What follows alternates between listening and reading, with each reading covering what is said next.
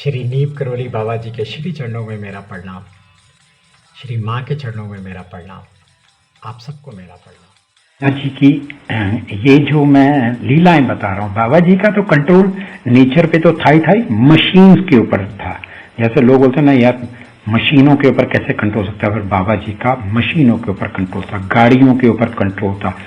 बाबा जी ने मतलब indirect way में वो खुद ही गाड़ी चलाते थे, साथ में तो वो ड्राइवर ही होता था। बाबा जी का ट्रेन के ऊपर कंट्रोल था, पेट्रोल से पानी बना देना इस पे कंट्रोल होता था।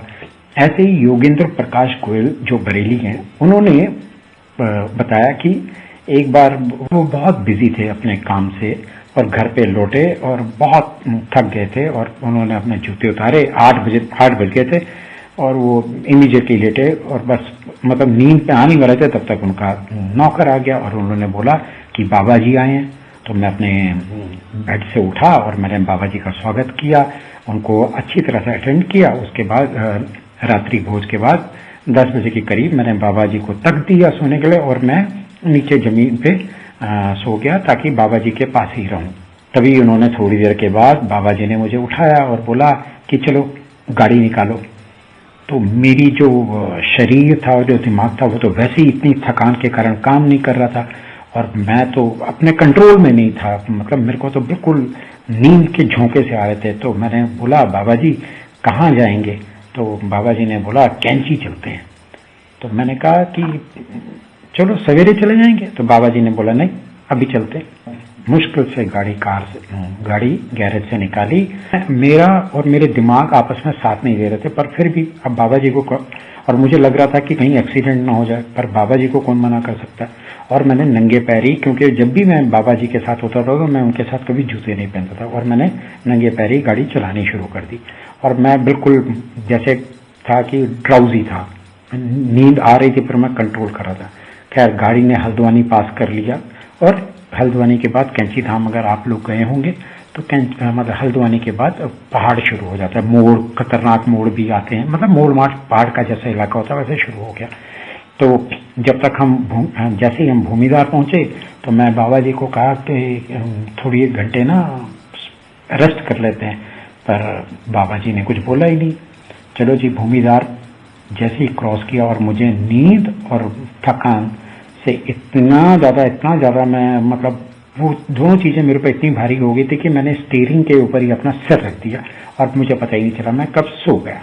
और वहां से कैंची धाम था 12 किलोमीटर के करीब। बहुत टर्न आते हैं, और अच्छा पहले भी चलाते समय टर्न्स में कई बार ऐसा हुआ कि गाड़ी ठुकने से बची, कहीं पर हुआ कुछ नहीं। तो खैर मैं स्टीयरिंग पे सिर रख के मेरे को पता ही नहीं चला कि कब नींद आ गई। तभी मुझे जोर से बाबा जी ने झटका मारा और बोला कि तुम सो रहे हो। और जैसे ही मैंने देखा हो तो मैंने तो ब्रेक मारी इमीडिएटली, पर ब्रेक क्या, मैंने देखा गाड़ी खड़ी है और हम कैंची धाम के आश्रम के गेट के बाहर खड़े हैं। तो मैं तो हैरान हो गया। तो बस जैसा मैंने आपको पहले बोला कि बाबा जी का कंट्रोल सब पे रहता है, तो गाड़ी एक्चुअली में योगेंद्र प्रकाश जी बोलते हैं कि ये तो बाबा जी ही गाड़ी चला रहे थे। तो ये है बाबा जी की मतलब लीला, बाबा जी का कंट्रोल मशीन्स के ऊपर।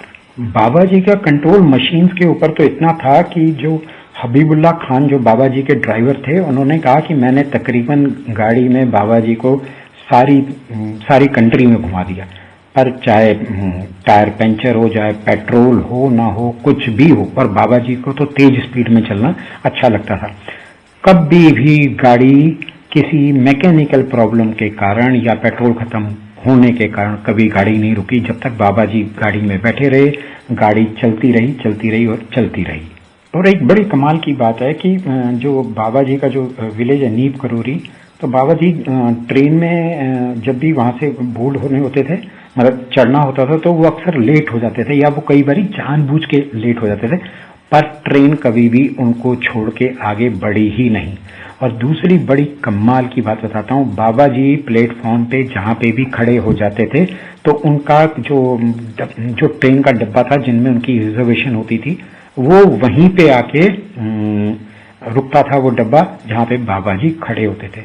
ये आज तक कभी किसी को समझ नहीं आया। तो जो वहाँ के कुली भी होते थे वो भी मतलब आश्चर्यचकित होते कि बाबा जी कैसे हैं जहाँ पे बाबा जी खड़े हैं वहीं पे वो रेल का डिब्बा आके खड़ा होगा।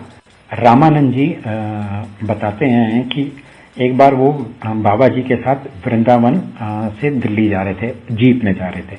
रामानंद जी वो ड्राइवर थे। जाते जा रहे थे, मथुरा रोड से थोड़ा सा आगे गए तो देखा कि ना सड़क पे पानी बहुत आया, क्योंकि वो बहुत ज़्यादा उन दिनों बारिश हो रही थी, तो बहुत ज़्यादा पानी आया और वहाँ पे ट्रैफिक जाम हो गया और कुछ लोग मुड़ के वापस जा रहे थे। तो मैंने, और जब तक हम वहाँ पे पहुँचे तो वो पूरी जगह ही पूरा पानी से जैसे नदी बन गई हो। तो उसने बोला, ड्राइवर ने बोला कि बाबा जी हम भी ना पीछे मुड़ जाते हैं, क्योंकि यहाँ पे तो पानी भरा है और पानी इंजन के अंदर चला गया तो ये जीप वहीं पे खड़ी हो जाएगी। बाबा जी ने कुछ नहीं बोला, बाबा जी ने बोला आंखें बंद करो और चलते जाओ। तो कहते मैंने तो वैसे ही ऑर्डर माना, बाबा जी का आंखें बंद की और जीप पता नहीं कब पानी को क्रॉस करके चली गई, और वो मेरे लिए आज तक आश्चर्यजनक बात रही है।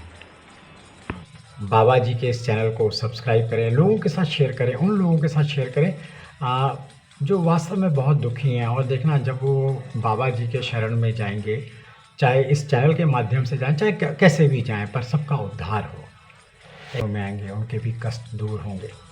तो एक बार फिर श्री महाराज जी के चरणों में मेरा प्रणाम, आप सबको मेरा प्रणाम।